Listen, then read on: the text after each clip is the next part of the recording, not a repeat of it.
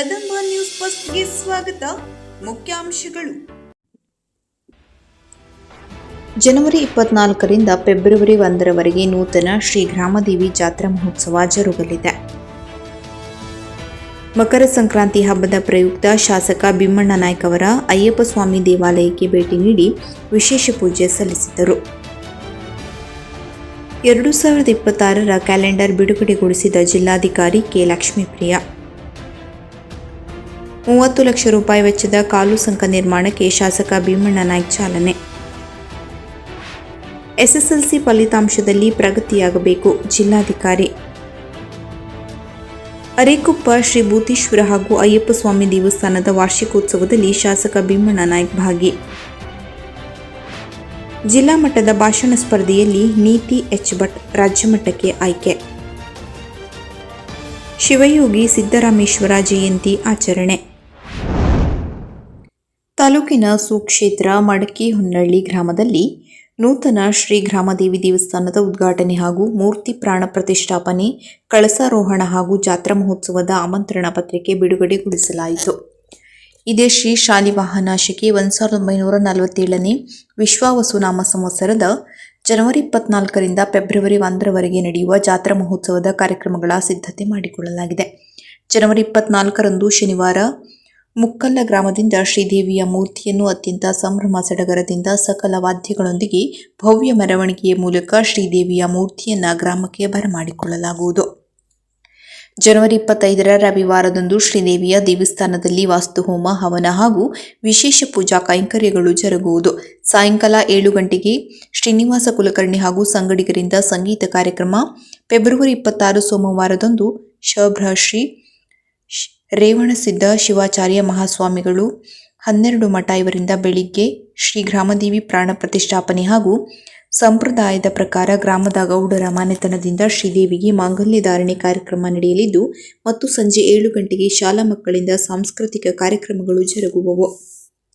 ಜನವರಿ 27ರಂದು ಮಂಗಳವಾರ ಶ್ರೀ ಗ್ರಾಮದೇವಿಗೆ ದೈವದ ಉಡಿ ತುಂಬುವ ಕಾರ್ಯಕ್ರಮ ಹಾಗೂ ಜನವರಿ 27ರಿಂದ 31ರವರೆಗೆ ಗ್ರಾಮಸ್ಥರಿಂದ ಉಡಿ ತುಂಬುವ ಕಾರ್ಯಕ್ರಮ ಹಮ್ಮಿಕೊಳ್ಳಲಾಗಿದೆ. ಸಂಜೆ 7ರಿಂದ ಶ್ರೀ ಶಭ್ರ ಅಭಿನವ ಶಾಂತಲಿಂಗ ಶಿವಾಚಾರ್ಯ ಸ್ವಾಮಿಗಳು ಸಂಸ್ಥಾನ ಪಂಚಗ್ರಹ ಹಿರೇಮಠ ಅಮ್ಮಿನಬಾವಿಯವರಿಂದ ಪ್ರವಚನ ಹಾಗೂ ಶ್ರೀ ಎಂ.ಆರ್. ತೋಟಗಂಟಿ ಹಾಗೂ ಸಂಗಡಿಗರಿಂದ ಸಂಗೀತ ಕಾರ್ಯಕ್ರಮ ನಡೆಯಲಿದೆ.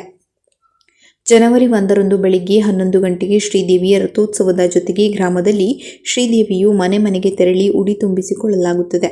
ನಂತರ ಶ್ರೀದೇವಿಯು ಮೂಲಸ್ಥಾನದಲ್ಲಿ ಆಸೀನಳಾಗಿ ಗ್ರಾಮದೇವಿ ದೇವಸ್ಥಾನದಲ್ಲಿ ಪುನರ್ ಪ್ರತಿಷ್ಠಾಪನೆಗೊಳ್ಳುತ್ತಾಳೆ. ಸಂಪ್ರದಾಯದಂತೆ ಮೇಟಿಯವರ ಮನೆತನದಿಂದ ಹೊಸ ಉಡುಗೊರೆ ಹಾಗೂ ಹುಲುಸು ಗಡಿಗೆಯನ್ನು ತರುವುದು. ನಂತರ 12 ಮಠದ ಶ್ರೀಗಳಿಂದ ಪ್ರಾಣ ಪ್ರತಿಷ್ಠಾಪನೆ ಹಾಗೂ ಕಳಸಾರೋಹಣ ಕಾರ್ಯಕ್ರಮ ಜರುಗುತ್ತದೆ. ಈ ಕಾರ್ಯಕ್ರಮದ ಅಧ್ಯಕ್ಷತೆಯನ್ನು ಕಾರ್ಮಿಕ ಸಚಿವ ಹಾಗೂ ಧಾರವಾಡ ಜಿಲ್ಲಾ ಉಸ್ತುವಾರಿ ಸಚಿವರಾದ ಶ್ರೀ ಸಂತೋಷ್ ಎಸ್. ಲಾಡ್ ವಹಿಸಲಿದ್ದಾರೆ. ಕಾರ್ಯಕ್ರಮದ ಉದ್ಘಾಟಕರಾಗಿ ಕೇಂದ್ರ ಸಚಿವ ಶ್ರೀ ಪ್ರಹ್ಲಾದ್ ಜೋಶಿ ಆಗಮಿಸಲಿದ್ದಾರೆ. ಮುಖ್ಯ ಅತಿಥಿಗಳಾಗಿ ಮಾಜಿ ವಿಧಾನ ಪರಿಷತ್ ಸದಸ್ಯರಾದ ಶ್ರೀ ನಾಗರಾಜ್ ಚಬ್ಬಿ ಇರಲಿದ್ದಾರೆ. ಅದೇ ರೀತಿ ತಾಲೂಕಿನ ಎಲ್ಲ ಅಧಿಕಾರಿಗಳು, ಪತ್ರಕರ್ತರು ಹಾಗೂ ಹಾಲಿ ಮತ್ತು ಮಾಜಿ ಜನಪ್ರತಿನಿಧಿಗಳು, ಮಡಕಿಹೊನ್ನಳ್ಳಿ ಗ್ರಾಮದ ಸಕಲ ಸದ್ಭಕ್ತರು, ಗುರು ಹಿರಿಯರು ಹಾಗೂ ಸುತ್ತಮುತ್ತಲಿನ ಗ್ರಾಮಗಳ ಸಕಲ ಸದ್ಭಕ್ತರು ಉಪಸ್ಥಿತರಿರಲಿದ್ದು ಈ ಜಾತ್ರಾ ಮಹೋತ್ಸವವನ್ನು ಯಶಸ್ವಿಗೊಳಿಸಲಿದ್ದಾರೆ. ದೇವಾಲಯಕ್ಕೆ ಆಗಮಿಸಿದ ಶಾಸಕರು ದೇವರ ದರ್ಶನ ಪಡೆದು ತಾಲೂಕಿನ ಜನತೆಗೆ ಸುಖ, ಶಾಂತಿ, ಸಮೃದ್ಧಿ ಸಿಗಲೆಂದು ಪ್ರಾರ್ಥಿಸಿದರು. ಈ ಸಂದರ್ಭದಲ್ಲಿ ದೇವಸ್ಥಾನದ ಸಮಿತಿಯವರು ಶಾಸಕರನ್ನ ಗೌರವಿಸಿದರು. ಪೂಜಾ ಕೈಂಕರ್ಯದ ನಂತರ ಶಾಸಕರು ನೆರೆದಿದ್ದ ಭಕ್ತಾದಿಗಳೊಂದಿಗೆ ಸಂಕ್ರಾಂತಿ ಹಬ್ಬದ ಶುಭಾಶಯಗಳನ್ನು ವಿನಿಮಯ ಮಾಡಿಕೊಂಡರು. ಈ ಸಂದರ್ಭದಲ್ಲಿ ಸ್ಥಳೀಯ ಜನಪ್ರತಿನಿಧಿಗಳು, ಪ್ರಮುಖರು ಹಾಗೂ ಕಾರ್ಯಕರ್ತರು ಉಪಸ್ಥಿತರಿದ್ದರು. ಪ್ರವಾಸೋದ್ಯಮ ಇಲಾಖೆಯ 2026 ಇಸವಿಯ ಕ್ಯಾಲೆಂಡರ್ ಅನ್ನು ಜಿಲ್ಲಾಧಿಕಾರಿ ಕೆ. ಲಕ್ಷ್ಮೀಪ್ರಿಯ ಅವರು ಬುಧವಾರ ಜಿಲ್ಲಾಧಿಕಾರಿ ಕಚೇರಿ ಸಭಾಂಗಣದಲ್ಲಿ ಬಿಡುಗಡೆಗೊಳಿಸಿದರು. ಜಿಲ್ಲಾ ಪಂಚಾಯತ್ ಮುಖ್ಯ ಕಾರ್ಯನಿರ್ವಹಣಾಧಿಕಾರಿ ಡಾ. ದಿಲಿ ಶಶಿ, ಪ್ರವಾಸೋದ್ಯಮ ಇಲಾಖೆ ಉಪನಿರ್ದೇಶಕಿ ಮಂಗಳಗೌರಿ ಭಟ್ ಮತ್ತಿತರರು ಹಾಜರಿದ್ದರು. ಶಿರಸಿ ತಾಲೂಕಿನ ಗ್ರಾಮೀಣ ಭಾಗದ ರಸ್ತೆ ಮತ್ತು ಸಂಪರ್ಕ ವ್ಯವಸ್ಥೆಯನ್ನು ಬಲಪಡಿಸಲು ಮೊದಲ ಆದ್ಯತೆ ನೀಡಲಾಗುವುದು ಎಂದು ಶಿರಸಿ ಸಿದ್ದಾಪುರ ಕ್ಷೇತ್ರದ ಶಾಸಕರಾದ ಶ್ರೀ ಭೀಮಣ್ಣ ಟಿ. ನಾಯ್ಕ ಅವರು ಹೇಳಿದರು. ಸೊಂದಾ ಪಂಚಾಯತ್ ವ್ಯಾಪ್ತಿಯ ಮೊಗದೆ ಗ್ರಾಮದಿಂದ ಔಡಾಳಕ್ಕೆ ಸಂಪರ್ಕ ಕಲ್ಪಿಸುವ ರಸ್ತೆ ಮಧ್ಯಮ ಹಳ್ಳಕ್ಕೆ ಸುಮಾರು 30 ಲಕ್ಷ ರೂಪಾಯಿ ವೆಚ್ಚದಲ್ಲಿ ನಿರ್ಮಾಣವಾಗಲಿರುವ ನೂತನ ಕಾಲು ಸಂಕ ಕಾಮಗಾರಿಗೆ ಭೂಮಿ ಪೂಜೆ ನೆರವೇರಿಸಿ ಅವರು ಮಾತನಾಡಿದರು. ಕಳೆದ ಹಲವು ವರ್ಷಗಳಿಂದ ಮಳೆಗಾಲದಲ್ಲಿ ಈ ಹಳ್ಳ ದಾಟಲು ಗ್ರಾಮಸ್ಥರು ಹಾಗೂ ಶಾಲಾ ಮಕ್ಕಳು ಪಡುತ್ತಿದ್ದ ಹರಸಾಹಸವನ್ನ ಮನಗಂಡು ಈ ಕಾಮಗಾರಿಯನ್ನು ಆದ್ಯತೆಯ ಮೇಲೆ ಕೈಗೆತ್ತಿಕೊಳ್ಳಲಾಗಿದೆ.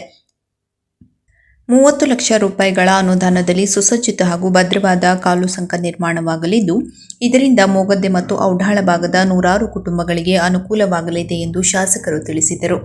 ಕಾಮಗಾರಿಯ ಭೂಮಿ ಪೂಜೆ ನೆರವೇರಿಸಿದ ನಂತರ ಗ್ರಾಮಸ್ಥರೊಂದಿಗೆ ಚರ್ಚಿಸಿದ ಶಾಸಕರು, ಸಾರ್ವಜನಿಕರ ತೆರಿಗೆ ಹಣದಲ್ಲಿ ನಡೆಯುವ ಪ್ರತಿಯೊಂದು ಕಾಮಗಾರಿಯೂ ಗುಣಮಟ್ಟದಿಂದ ಕೂಡಿರಬೇಕು. ಗುತ್ತಿಗೆದಾರರು ಮತ್ತು ಸಂಬಂಧಪಟ್ಟ ಇಲಾಖೆಯ ಇಂಜಿನಿಯರ್ಗಳು ಸ್ಥಳದಲ್ಲಿದ್ದು ಕೆಲಸದ ಗುಣಮಟ್ಟವನ್ನು ಪರಿಶೀಲಿಸಬೇಕು. ನಿಗದಿತ ಅವಧಿಯೊಳಗೆ ಸಂಕವು ಸಾರ್ವಜನಿಕರ ಬಳಕೆಗೆ ಮುಕ್ತವಾಗಬೇಕು ಎಂದು ಕಟ್ಟುನಿಟ್ಟಿನ ಸೂಚನೆ ನೀಡಿದರು. ಇದೇ ಸಂದರ್ಭದಲ್ಲಿ ಗ್ರಾಮಸ್ಥರು ಶಾಸಕರಿಗೆ ತಮ್ಮ ಭಾಗದ ಇತರ ಸಮಸ್ಯೆಗಳ ಬಗ್ಗೆಯೂ ಗಮನ ಸೆಳೆದರು. ಗ್ರಾಮಸ್ಥರ ಅಹವಾಲುಗಳನ್ನು ತಾಳ್ಮೆಯಿಂದ ಆಲಿಸಿದ ಶಾಸಕರು ಹಂತ ಹಂತವಾಗಿ ಎಲ್ಲ ಮೂಲಭೂತ ಸೌಕರ್ಯಗಳನ್ನು ಒದಗಿಸುವ ಭರವಸೆ ನೀಡಿದರು. ಈ ಸಂದರ್ಭದಲ್ಲಿ ಸ್ಥಳೀಯ ಗ್ರಾಮ ಪಂಚಾಯತ್ ಜನಪ್ರತಿನಿಧಿಗಳು, ಸದಸ್ಯರು, ಪ್ರಮುಖ ಮುಖಂಡರು, ವಿವಿಧ ಇಲಾಖೆಯ ಅಧಿಕಾರಿಗಳು ಹಾಗೂ ಮೊಗದೆ ಮತ್ತು ಔಡಾಳ ಗ್ರಾಮದ ನೂರಾರು ಗ್ರಾಮಸ್ಥರು ಉಪಸ್ಥಿತರಿದ್ದರು. ಕಳೆದ ಬಾರಿಯ ಎಸ್ಎಸ್ಎಲ್ಸಿ ಫಲಿತಾಂಶದಲ್ಲಿ ಕಾರವಾರ ಶೈಕ್ಷಣಿಕ ಜಿಲ್ಲೆಯು ರಾಜ್ಯದಲ್ಲಿ ತೃತೀಯ ಸ್ಥಾನ ಪಡೆದಿದ್ದು, ಈ ಬಾರಿ ಫಲಿತಾಂಶವನ್ನು ಇನ್ನೂ ಹೆಚ್ಚಿನ ಸುಧಾರಣೆ ಮಾಡಿಕೊಳ್ಳುವ ಜೊತೆಗೆ ಜಿಲ್ಲೆಯ ಎಲ್ಲ ಶಾಲೆಗಳಲ್ಲಿ 100% ಫಲಿತಾಂಶ ದಾಖಲಿಸಿಕೊಳ್ಳುವುದರ ಮೂಲಕ ಜಿಲ್ಲೆಯ ಯಾವುದೇ ವಿದ್ಯಾರ್ಥಿ ಅನುತ್ತೀರ್ಣರಾಗದಂತೆ ಸಂಬಂಧಪಟ್ಟ ಶಾಲೆಗಳ ಮುಖ್ಯೋಪಾಧ್ಯಾಯರು, ಶಿಕ್ಷಕರು ಹಾಗೂ ಶಿಕ್ಷಣ ಇಲಾಖೆ ಅಧಿಕಾರಿಗಳು ಜವಾಬ್ದಾರಿ ವಹಿಸಿಕೊಳ್ಳಬೇಕು ಎಂದು ಜಿಲ್ಲಾಧಿಕಾರಿ ಕೆ. ಲಕ್ಷ್ಮೀಪ್ರಿಯ ಸೂಚಿಸಿದರು. ಅವರು ಬುಧವಾರ ಜಿಲ್ಲಾಧಿಕಾರಿ ಕಚೇರಿ ಸಭಾಂಗಣದಲ್ಲಿ ಕಾರವಾರ ಶೈಕ್ಷಣಿಕ ಜಿಲ್ಲೆಯಲ್ಲಿ ಈ ಬಾರಿಯ ಎಸ್ಎಸ್ಎಲ್ಸಿ ಫಲಿತಾಂಶ ವೃದ್ಧಿಗೆ ಕೈಗೊಂಡಿರುವ ಕ್ರಮಗಳ ಕುರಿತು ಎಲ್ಲ ಶಾಲೆಗಳ ಮುಖ್ಯೋಪಾಧ್ಯಾಯರು, ತಾಲೂಕು ಶಿಕ್ಷಣಾಧಿಕಾರಿಗಳು ಮತ್ತು ಶಿಕ್ಷಣ ಇಲಾಖೆಯ ಅಧಿಕಾರಿಗಳೊಂದಿಗೆ ನಡೆದ ಸಭೆಯ ಅಧ್ಯಕ್ಷತೆ ವಹಿಸಿ ಮಾತನಾಡಿದರು. ಎಸ್ಎಸ್ಎಲ್ಸಿಯಲ್ಲಿ ಉತ್ತೀರ್ಣರಾದರೆ ವಿದ್ಯಾರ್ಥಿಗಳು ತಮ್ಮ ಮುಂದಿನ ಭವಿಷ್ಯವನ್ನು ರೂಪಿಸಿಕೊಳ್ಳುತ್ತಾರೆ. ವಿದ್ಯಾರ್ಥಿಗಳನ್ನು ಉತ್ತೀರ್ಣರಾಗುವಂತೆ ಸಿದ್ಧಗೊಳಿಸುವ ಜವಾಬ್ದಾರಿ ಶಿಕ್ಷಕರದ್ದು. ಪ್ರತಿಯೊಬ್ಬ ವಿದ್ಯಾರ್ಥಿಯ ಜೀವನವನ್ನು ರೂಪಿಸುವ ಅತಿದೊಡ್ಡ ಜವಾಬ್ದಾರಿ ಹೊಂದಿರುವ ಶಿಕ್ಷಕರು ತಮ್ಮ ಎಲ್ಲ ಅನುಭವಗಳನ್ನು ದಾರೆಗೆರೆದು ತಮ್ಮ ಶಾಲೆಯ ಯಾವುದೇ ವಿದ್ಯಾರ್ಥಿ ಅನುತ್ತೀರ್ಣರಾಗದಂತೆ ನೋಡಿಕೊಳ್ಳಬೇಕು ಎಂದರು. ಸಭೆಯಲ್ಲಿ ಡಯಟ್ ಪ್ರಾಂಶುಪಾಲ ಎನ್ಆರ್ ಹೆಗಡೆ ಕಾರವಾರ, ಅಂಕೋಲಾ, ಕುಮಟಾ, ಹೊನ್ನಾವರ, ಭಟ್ಕಳ ತಾಲೂಕುಗಳ ತಾಲೂಕು ಶಿಕ್ಷಣಾಧಿಕಾರಿಗಳು, ಎಲ್ಲ ಶಾಲೆಗಳ ಮುಖ್ಯೋಪಾಧ್ಯಾಯರು ಮತ್ತು ಶಿಕ್ಷಣ ಇಲಾಖೆಯ ಅಧಿಕಾರಿಗಳು ಭಾಗವಹಿಸಿದ್ದರು. ತಾಲೂಕಿನ ಅರೇಕೊಪ್ಪದ ಶ್ರೀ ಭೂತೇಶ್ವರ ಹಾಗೂ ಶ್ರೀ ಅಯ್ಯಪ್ಪ ಸ್ವಾಮಿ ದೇವಸ್ಥಾನದಲ್ಲಿ ಆಯೋಜಿಸಲಾಗಿದ್ದ ಮಕರ ಸಂಕ್ರಾಂತಿ ವಾರ್ಷಿಕೋತ್ಸವದ ಧಾರ್ಮಿಕ ಕಾರ್ಯಕ್ರಮದಲ್ಲಿ ಶಿರಸಿ ಸಿದ್ದಾಪುರ ಕ್ಷೇತ್ರದ ಶಾಸಕರಾದ ಶ್ರೀ ಭೀಮಣ್ಣ ನಾಯ್ಕ ಅವರು ಪಾಲ್ಗೊಂಡರು. ಸಂಕ್ರಾಂತಿ ಹಬ್ಬ ಹಾಗೂ ದೇವಸ್ಥಾನದ ವಾರ್ಷಿಕೋತ್ಸವದ ಅಂಗವಾಗಿ ನಡೆದ ವಿಶೇಷ ಪೂಜಾ ಕಾರ್ಯಕ್ರಮದಲ್ಲಿ ಭಾಗಿಯಾದ ಶಾಸಕರು ದೇವರಿಗೆ ಭಕ್ತಿಯ ನಮನ ಸಲ್ಲಿಸಿದರು. ಈ ಸಂದರ್ಭದಲ್ಲಿ ಮಾತನಾಡಿದ ಅವರು, ನಮ್ಮ ಸಂಸ್ಕೃತಿ ಮತ್ತು ಪರಂಪರೆಯಲ್ಲಿ ಇಂತಹ ಧಾರ್ಮಿಕ ಕಾರ್ಯಕ್ರಮಗಳು ಜನರಲ್ಲಿ ಒಗ್ಗಟ್ಟು ಮತ್ತು ಶಾಂತಿಯನ್ನು ಮೂಡಿಸುತ್ತವೆ. ಕ್ಷೇತ್ರದ ಸಮಸ್ತ ಜನತೆಗೆ ಮಕರ ಸಂಕ್ರಾಂತಿಯು ಸುಖ ಸಮೃದ್ಧಿಯನ್ನು ತರಲಿ ಎಂದು ಶುಭ ಹಾರೈಸಿದರು. ದೇವಸ್ಥಾನದ ಆಡಳಿತ ಮಂಡಳಿಯವರು ಶಾಸಕರನ್ನು ಆತ್ಮೀಯವಾಗಿ ಸ್ವಾಗತಿಸಿ ಗೌರವಿಸಿದರು. ಕಾರ್ಯಕ್ರಮದಲ್ಲಿ ಸ್ಥಳೀಯ ಮುಖಂಡರು, ಭಕ್ತಾದಿಗಳು ಹಾಗೂ ಗ್ರಾಮಸ್ಥರು ಹೆಚ್ಚಿನ ಸಂಖ್ಯೆಯಲ್ಲಿ ಉಪಸ್ಥಿತರಿದ್ದರು. ಇಲ್ಲಿನ ಶ್ರೀ ಶಾಂತಿವನ ಟ್ರಸ್ಟ್ ಧರ್ಮಸ್ಥಳ ಇವರು ಆಯೋಜಿಸಿದ ನೈತಿಕ ಮತ್ತು ಮೌಲ್ಯ ಶಿಕ್ಷಣ ಆಧಾರಿತ ಜಿಲ್ಲಾ ಮಟ್ಟದ ಭಾಷಣ ಸ್ಪರ್ಧೆಯಲ್ಲಿ ನೀತಿ ಹರಿಹರ ಭಟ್ಟ ಸರ್ಕಾರಿ ಹಿರಿಯ ಪ್ರಾಥಮಿಕ ಶಾಲೆ ವಾನಹಳ್ಳಿ ಇವಳು ಪ್ರಥಮ ಸ್ಥಾನ ಪಡೆದು ರಾಜ್ಯಮಟ್ಟಕ್ಕೆ ಆಯ್ಕೆಯಾಗಿರುತ್ತಾಳೆ. ಧರ್ಮಸ್ಥಳದಲ್ಲಿ ನಡೆದ ರಾಜ್ಯಮಟ್ಟದ ಸ್ಪರ್ಧೆಯಲ್ಲಿ ಪೂಜ್ಯ ವೀರೇಂದ್ರ ಹೆಗಡೆಯವರ ಸಮ್ಮುಖದಲ್ಲಿ ಉತ್ತಮ ಪ್ರದರ್ಶನ ನೀಡಿರುತ್ತಾಳೆ. ಇವಳ ಸಾಧನೆಗೆ ಶಾಲಾ ಶಿಕ್ಷಕರೊಂದ ಹಾಗೂ ಎಸ್ಟಿಎಂಸಿ ಮುಕ್ತ ಕಂಠದಿಂದ ಶ್ಲಾಘಿಸಿದ್ದಾರೆ. ಜಿಲ್ಲಾಡಳಿತ, ಜಿಲ್ಲಾ ಪಂಚಾಯತ್, ಕನ್ನಡ ಮತ್ತು ಸಂಸ್ಕೃತಿ ಇಲಾಖೆ ಇವರ ಸಂಯುಕ್ತ ಆಶ್ರಯದಲ್ಲಿ ಶಿವಯೋಗಿ ಸಿದ್ದರಾಮೇಶ್ವರ ಜಯಂತಿಯನ್ನು ಬಾಡದ ಸರ್ಕಾರಿ ಕೈಗಾರಿಕಾ ತರಬೇತಿ ಸಂಸ್ಥೆಯಲ್ಲಿ ಬುಧವಾರ ಆಚರಿಸಲಾಯಿತು. ಕಾರವಾರದ ಸರ್ಕಾರಿ ಪ್ರಥಮ ದರ್ಜೆ ಮಹಿಳಾ ಕಾಲೇಜಿನ ಸಹಾಯಕಿ ಪ್ರಾಧ್ಯಾಪಕಿ ಹೇಮಲತಾ ಕೆ. ಸಿದ್ದರಾಮೇಶ್ವರ ಅವರ ಕುರಿತು ವಿಶೇಷ ಉಪನ್ಯಾಸ ನೀಡಿ 12ನೇ ಶತಮಾನದ ಶಿವಯೋಗಿ ಸಿದ್ದರಾಮೇಶ್ವರ ಅವರು ಇಂದಿಗೂ ಪ್ರಸ್ತುತ. ಅವರು ಕಪಿಲಸಿದ್ಧ ಮಲ್ಲಿಕಾರ್ಜುನ ಎಂಬ ಅಂಕಿತ ನಾಮದಿಂದ 68,000ಕ್ಕೂ ಹೆಚ್ಚು ವಚನಗಳನ್ನು ರಚಿಸಿದ್ದಾರೆ. ಅವರು ಮಹಿಳೆಯರಿಗೆ ಹೆಚ್ಚಿನ ಪ್ರಾಮುಖ್ಯತೆ ನೀಡಿ ಮೇಲು ಕೀಳು ವರ್ಣಧರ್ಮ ಸಂಪ್ರದಾಯಗಳಿಂದ ದೂರ ಉಳಿದು ಎಲ್ಲರೂ ಸಮಾನರು ಎಂಬ ಪ್ರಜಾಸತ್ತಾತ್ಮಕ ವ್ಯವಸ್ಥೆಯ ಚಿಂತನೆಯನ್ನು ಆ ಕಾಲದಲ್ಲಿ ಹುಟ್ಟುಹಾಕಿದ್ದರು ಎಂದು ತಿಳಿಸಿದರು. ಸಾರ್ವಜನಿಕರಿಗಾಗಿ ಕೆರೆ ಕಟ್ಟೆಗಳು, ಬಾವಿಗಳು, ದೇವಾಲಯಗಳು, ಅನ್ನದಾಸೋಹ ಕಟ್ಟಡಗಳು ಕಟ್ಟಿ ಗೋದಾನ, ಭೂದಾನ ಮತ್ತು ಸಾಮೂಹಿಕ ವಿವಾಹಗಳನ್ನು ಮಾಡಿಸಿ ಜೀವನ ಪರ್ಯಂತ ಸಮಾಜದ ಸುಧಾರಣೆಯಲ್ಲಿ ತೊಡಗಿಸಿಕೊಂಡಿದ್ದರು. ಇವರು ದೇವರ ಬಗ್ಗೆ ಅಪಾರ ಭಕ್ತಿಯುಳ್ಳ ಶಿವಭಕ್ತರಾಗಿದ್ದರು. ನಾವು ಮಾಡುವ ಕೆಲಸವನ್ನು ಶ್ರದ್ಧೆ ಭಕ್ತಿಯಿಂದ ಮಾಡಿದ್ದಾರೆ ಶಿವನನ್ನು ಕಾಣಬಹುದು ಎಂದರು. ಅವರು ನಡೆದು ಬಂದ ದಾರಿಯನ್ನು ತಮ್ಮ ಜೀವನದಲ್ಲಿ ಅಳವಡಿಸಿಕೊಂಡಾಗ ನಾವು ಉತ್ತಮ ಸಮಾಜದ ನಿರ್ಮಾಣಕ್ಕೆ ತಮ್ಮದೇ ಆದ ಕೊಡುಗೆ ನೀಡಲು ಸಾಧ್ಯ ಎಂದರು. ಕಾರ್ಯಕ್ರಮದಲ್ಲಿ ಸರ್ಕಾರಿ ಕೈಗಾರಿಕಾ ತರಬೇತಿ ಸಂಸ್ಥೆಯ ಪ್ರಾಂಶುಪಾಲ ಪ್ರಕಾಶ್ ಕುಡಾಳ್ಕರ್, ಸಮಾಜದ ಅಧ್ಯಕ್ಷ ಭರಮಪ್ಪ ಕಟ್ಟಿಮನಿ, ಸಮಾಜದ ಮುಖಂಡರು, ಕಾಲೇಜಿನ ಉಪನ್ಯಾಸಕರು, ವಿದ್ಯಾರ್ಥಿಗಳು, ಕನ್ನಡ ಮತ್ತು ಸಂಸ್ಕೃತಿ ಇಲಾಖೆಯ ಮಂಗಲಾ ವೆಂನಾಯ್ಕ್ ಹಾಗೂ ವಿದ್ಯಾರ್ಥಿಗಳು ಹಾಜರಿದ್ದರು.